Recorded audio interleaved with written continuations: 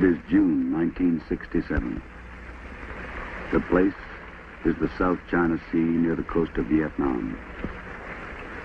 The USS Harnett County has sailed 10,000 miles from the western shore of the United States and has arrived at the Cochin River in the Mekong Delta. The war that lies ahead for these men will be on the rivers and rice paddies of this ancient land. For the next 12 months, they will launch patrol boats and armed helicopters against the enemy. They will search from the skies and patrol 1,000 miles of waterways to fight the Viet Cong. This is their story.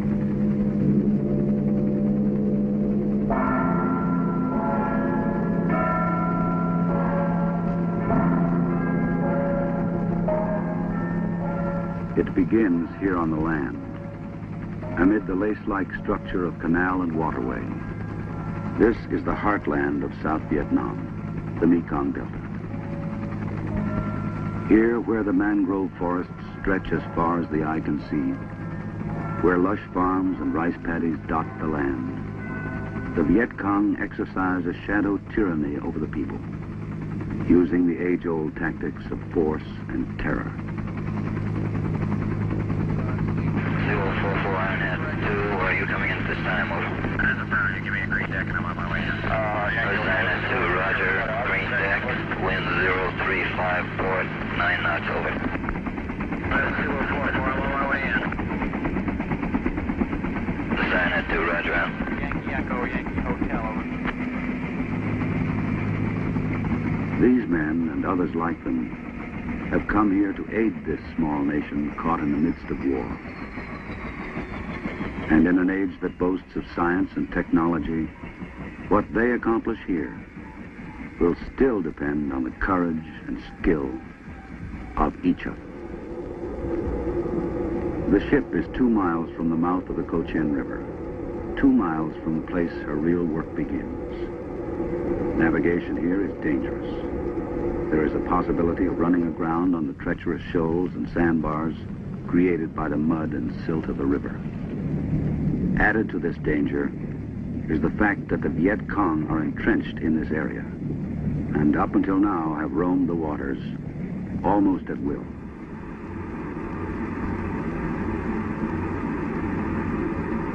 For the 278 men that comprise this ship, this is the last leg of a long journey. It is a lonely time. San Francisco and Seattle are far behind. The sights and sounds of a once familiar world have given way to the ominous quiet of the nearby jungle shore.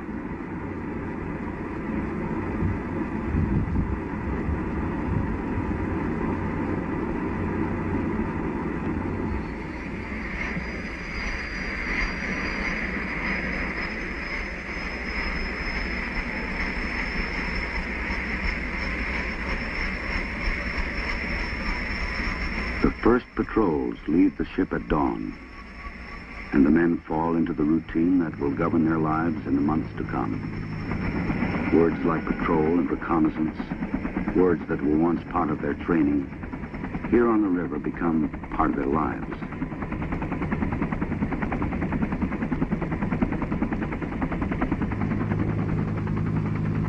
Far below, the unfamiliar stretches from horizon to horizon. Beneath them lies another world, one of uncertainty and danger. The job has begun. Officer Shanhut, report. A war does not depend on ceremony, yet even in this place, a few short yards from Viet Cong territory, there is time for morning quarters. Here on the ship, you get up to reveille and stand in line to get your food. You live and work with other men in the crowded space of an iron hull, and you adjust to the formalities of shipboard life. But for many, the formalities end when their work begins. Their job is on the river, and for the next 16 hours, their home will be a small, armed, fiberglass boat. which will carry them far from the safety and comforts of the ship. Their mission is to search, to patrol the waterways and canals of the Delta, to keep the enemy off the river.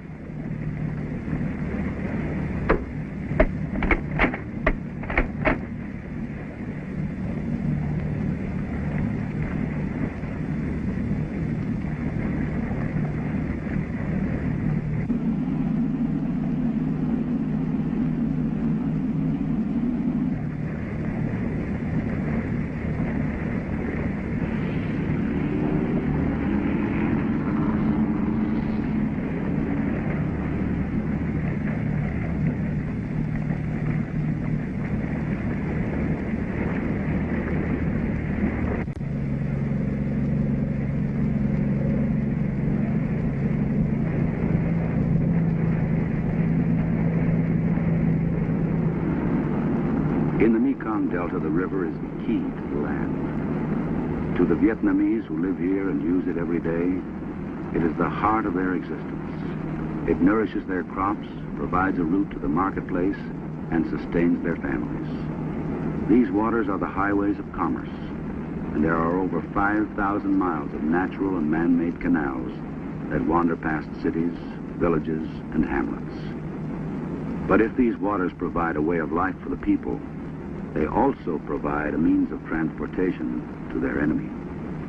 The Viet Cong use the rivers to carry arms, ammunition, and supplies, and to extort taxes from the people.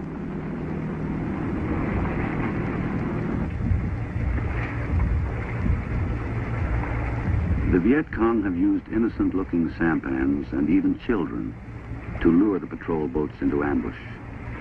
And the men have learned from bitter experience that they cannot relax for a moment. A hidden hand grenade, a concealed rifle, these are the hallmark of the enemy and the stamp of guerrilla warfare. Until boats are thoroughly searched, everyone must be suspect.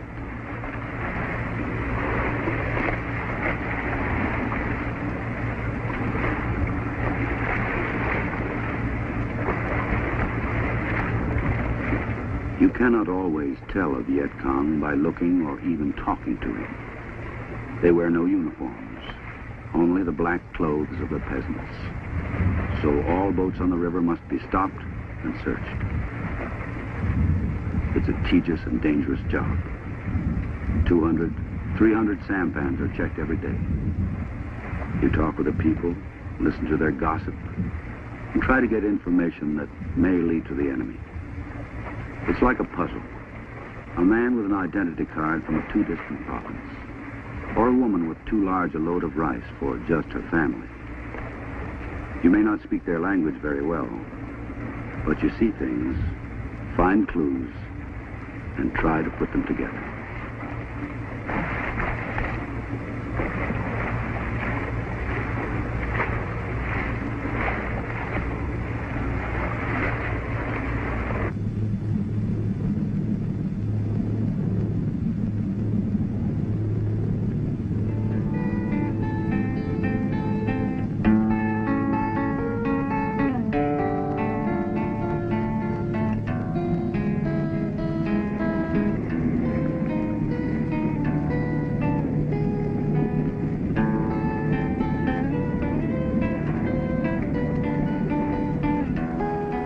Patrol, you tell time by counting the hours since you left the ship. 16, 18 hours a day. Far from home and far from the sea, you cover endless miles of water accompanied only by the constant drone of diesel engines.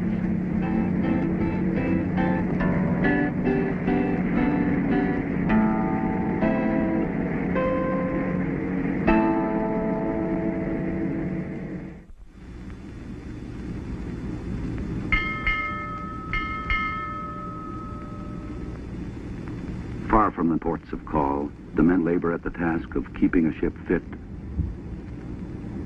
and her weapons ready.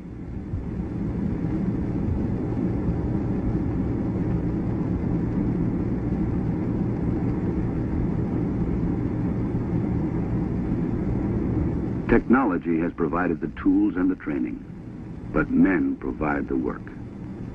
Equipment must be cared for and maintained. Each hour of patrol means additional hours of tedious, back-breaking work. There is no room for error. In the days that follow, the lives of others will depend on the performance and patience of these men.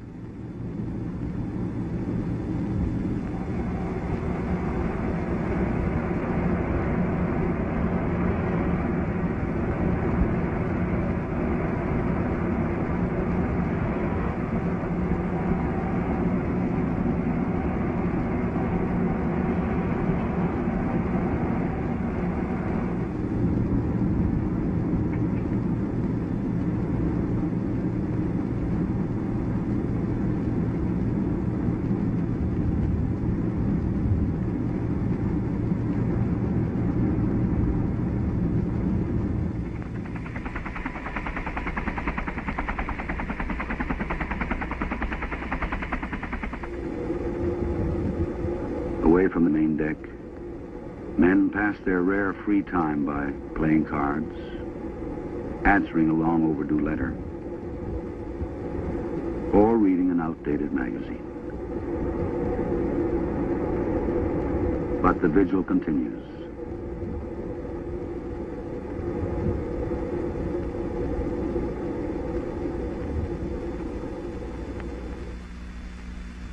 A modern naval vessel is more than guns and bullets, steel and black oil.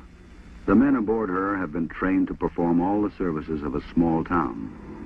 The Navy corpsman is the doctor here, and drugs and medicine are the tools of his profession.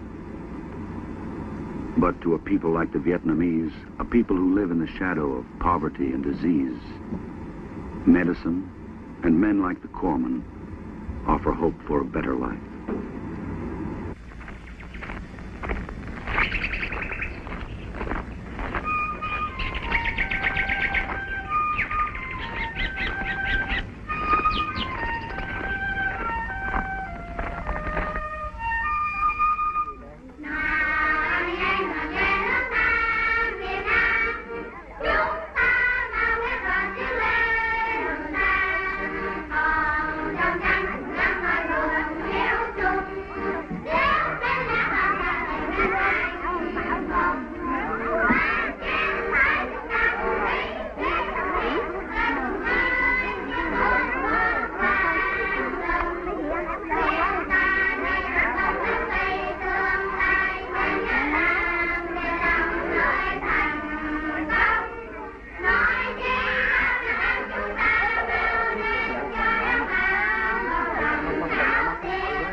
The men have come 30 miles to the village of Hung Mi on the Co Chen River. Most Vietnamese live in a village like this one. A community of 2,000 who work the land, raise livestock, and ply their local trades. But their otherwise simple lives are complicated by disease and infection. The corpsman has set up a clinic in the playground of the local school, where patients have already gathered. Use the soap and rainwater. Then you have him spread this on the areas that are itchy, so that he'll run. How many times? How about twice a day? Thì mỗi ngày đấy, ông lấy ông rửa cái chung rửa đó, cho ngày 2 lần. Ngày 2 lần nhé, rửa xong rồi xích cái này lên. Còn lấy cái này cứ 4 giờ cũng 2 giờ. Thôi. Yeah, anytime. Cái này bạn uống một ngày một giờ. And then 2 every 4 hours or something for her headache. Oh, wait a minute. Did she have a bottle? Did she have a bottle of ointment? Yes. Okay. There are no monuments to what is accomplished here. There is no glory. But in this war, the work done here has become as important as any battle.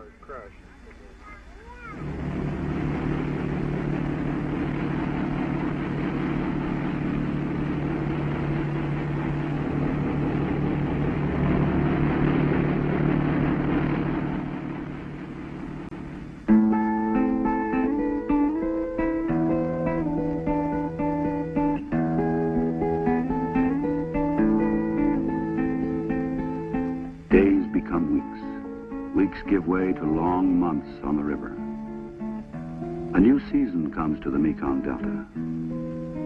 Monsoons begin in the east, move westward, and cloak the land in torrential rains.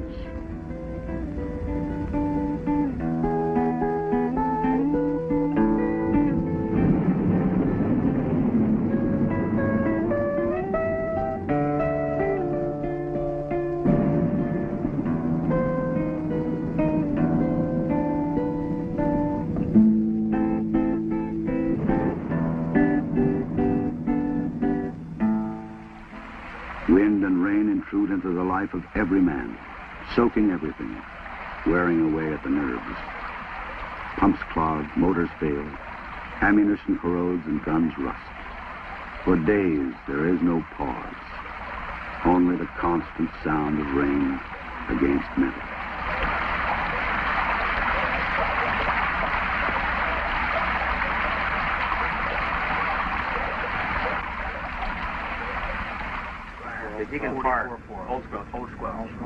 But the work of war goes on.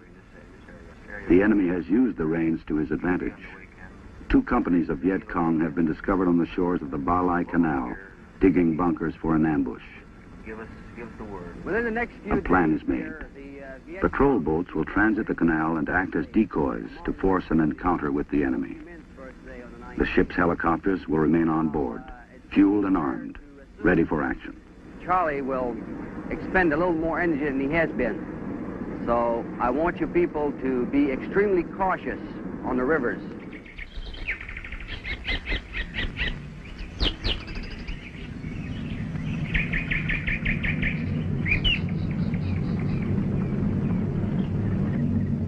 The risks of entering a narrow canal are great.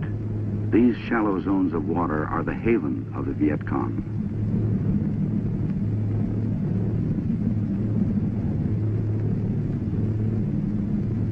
Boats are forced to move slowly, becoming easy targets for enemy fire.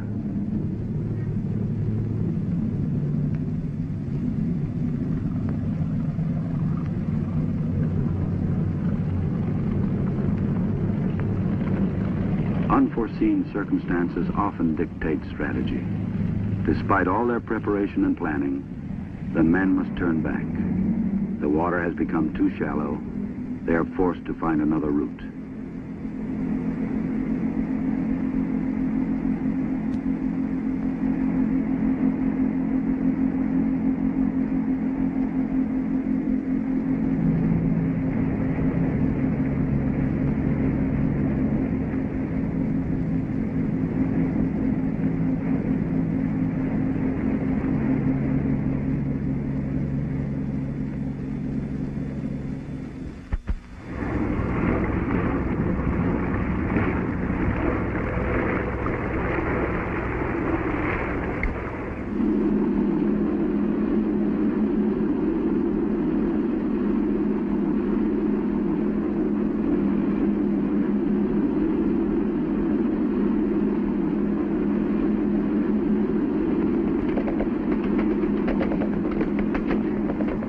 Turn forward, 180.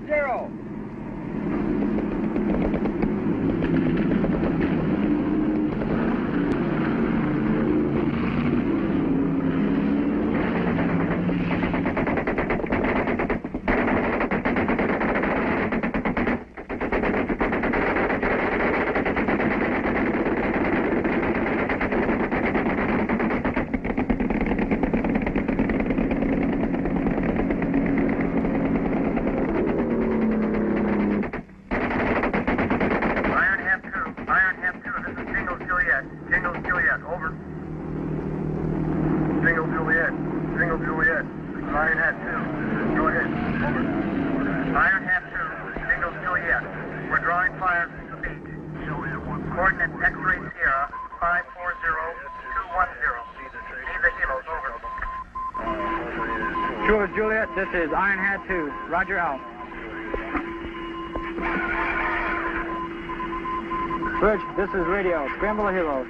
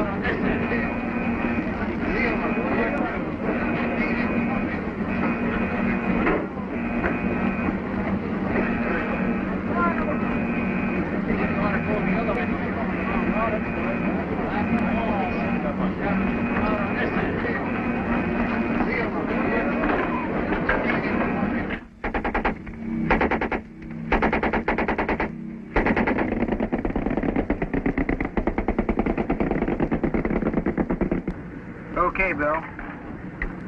Check the fuel boost pump. Are we clear? Coming hot.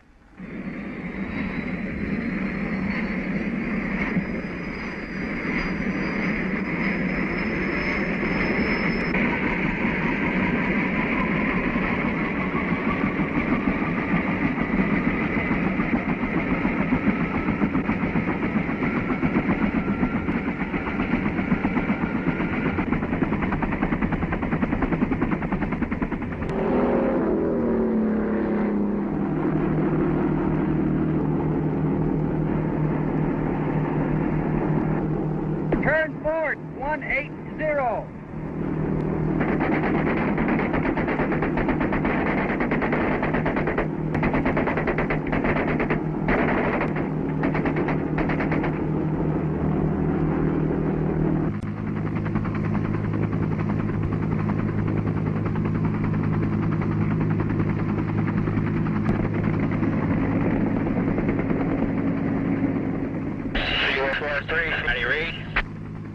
This is 4-3, read you 5. What's the story? This is 4-3, interrogative your intentions this time. This Kilo, We're still receiving automatic weapons fire from the beach there. This is 4-3, do you have the smoke on the beach? this Kilo, that's affirmative, over. Roger, that's the target area there. Kilo, roger. Now, this is Kilo, we'll make a firing run, over. Kilo, this is 4-3, let me know when you commence your run and we'll come in behind you there.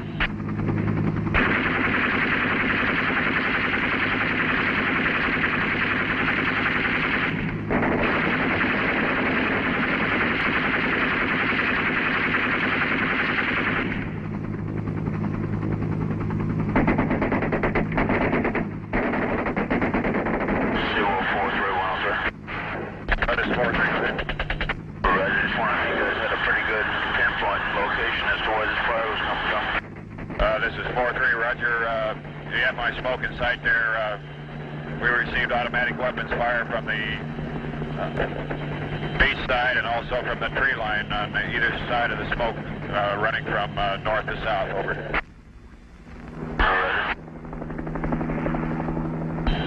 Also, this is 4-3, be advised they have a 157 recoilless in there. Over.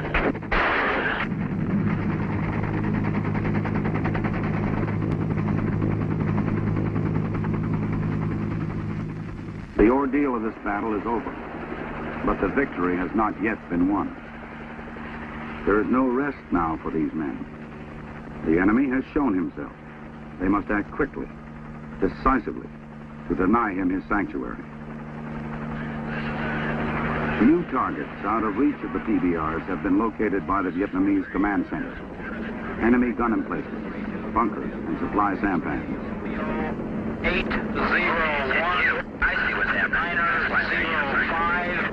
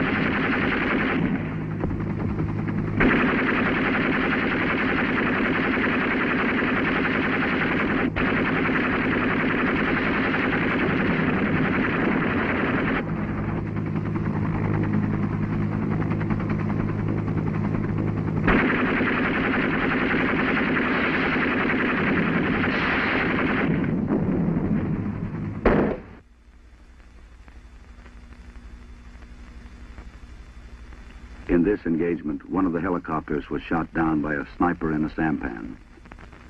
This is the price a few will pay in any war, the cost of involvement. And for the remainder of their tour in Vietnam, these men will pay this price time and again.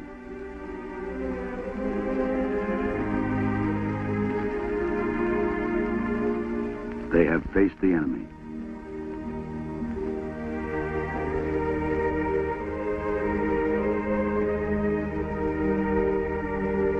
They have endured the ordeal of battle.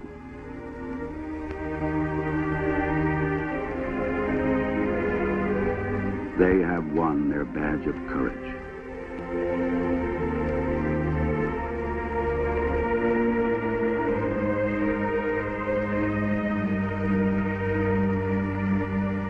A wounded man comes in on a stretcher.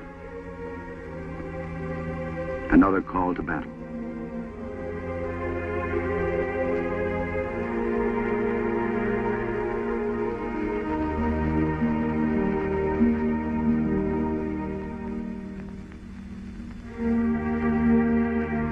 Tracers cutting the stillness of a twilight sky, stabbing at the fleeting shadow of a faceless enemy. The smoke and flame of burning cordite, and the darkness of men at war.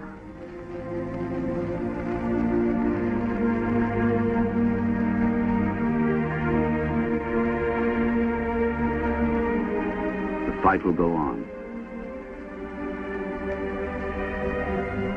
But these sailors, these worn and weary men, have kept the faith.